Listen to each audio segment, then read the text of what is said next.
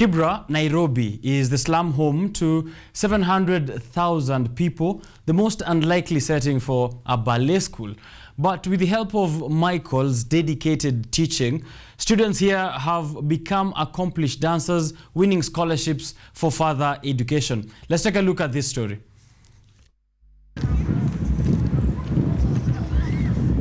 Kibera is the biggest informal settlement here in the country. When people think of Kibera, they think of poverty, limited education opportunities, and overcrowding. For some, however, Kibera is the home to the famous Kibera ballerinas.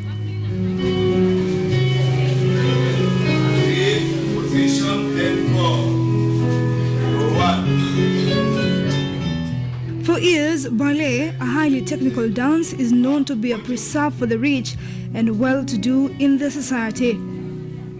For close to a decade, however, ballerina dance has become a culture at the heart of Kibera slums in Nairobi. Every day after school, ballerina enthusiasts meet at Project Elimu Foundation, where it is widely known as home to Kibera's ballerinas. For many children here, ballet dancing has not become a dance for just leisure, but they dance their way out of poverty. All this is under the instructions of Mike Wamaya, a Kenyan dancer and a ballet teacher, who was one of the top 10 finalists nominated for the Global Teacher Prize in 2017.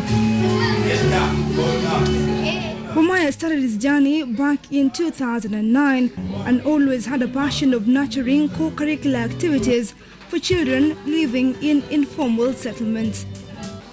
In 2017, the ballerina instructor started a project dubbed Project Elimu that has been collaborating with parents in the community to support wholesome children education. Project Elimu is only 4 years old, so we started it as an alternative way of learning for children, mainly children going into informal settlement schools where they lack access to play, they lack access to extracurricular activities mainly. So they all come here after school and they learn so much. So we have drama, we have music, we have dance classes, we have the famous known Kibera ballerina program. In the country, arts education has been underfunded as education stakeholders deem it as a luxury activity or a joke. At the heart of Kibera, this has been a challenge.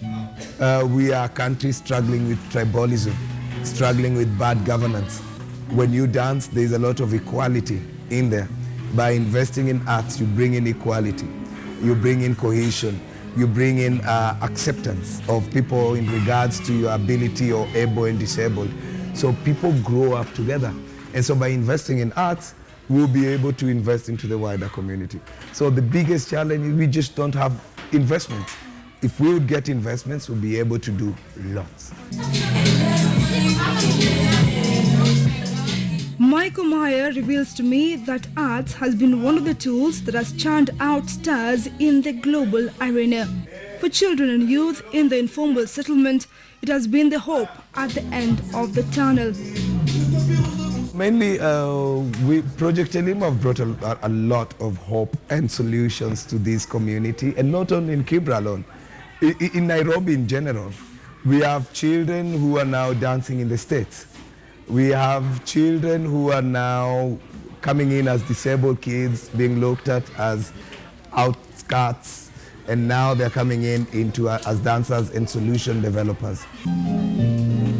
Despite lack of proper training kits for these primary and secondary school pupils, nothing can deter them from twisting a leg as they perfect their art. Omaya, every day after school, teaches them how to perfect their art.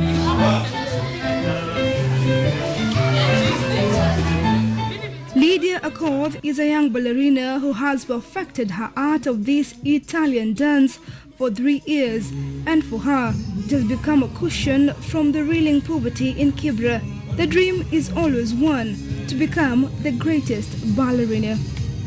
Naona nikienda mbali, yani countries mbali, kuona vile world inakaa na kupatana na watu wengi.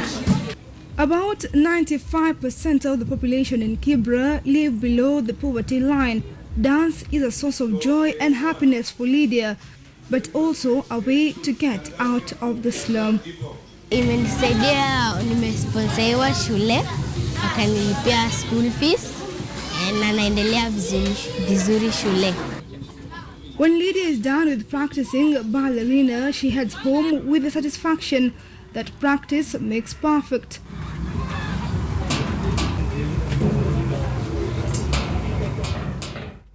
At home, she is received with a warm reception from her mother, who has thus appreciated the talent of her child. Saa kuna wakati walituita huko. Saa walituambia tuende tuone kama vile watoto wanacheza. Saa nikaenda huko. Nikaona watoto wamevaa vizuri. Saa nikaona nikafurahi, huyu mtoto wangu alikuwa juu sana. Saa nikafurahi. Her mother, Caroline Anyango, was surprised when Lydia said she wanted to perfect her art of becoming a ballerina. Yeah, hata niliona, hata yeye alifurahi. Wakati alienda hiyo ballet, alikuwa anafurahi sana sana sana. So, hata kama nilikuwa nataka kumwambia usiende huko, yani anaanza kulia, anataka kuenda huko. Cause watoto walikuwa, cause ni only one child. Ballerina is an Italian dance and a precept for the rich, but in this home, they have decided to embrace it despite the notion about it. So many types of dance, and ballet is just one of them. So we do, within our dance program, we have jazz, we have modern dance, we have African dance, we have the Mikey style, which is my fusion of different dance techniques. So I only use ballet as a tool to build the base of the dancers and the young ones, because ballet also has a training of building the center of a child when they are growing up. So I use classical ballet for that. And then from there we explore so many other dance forms.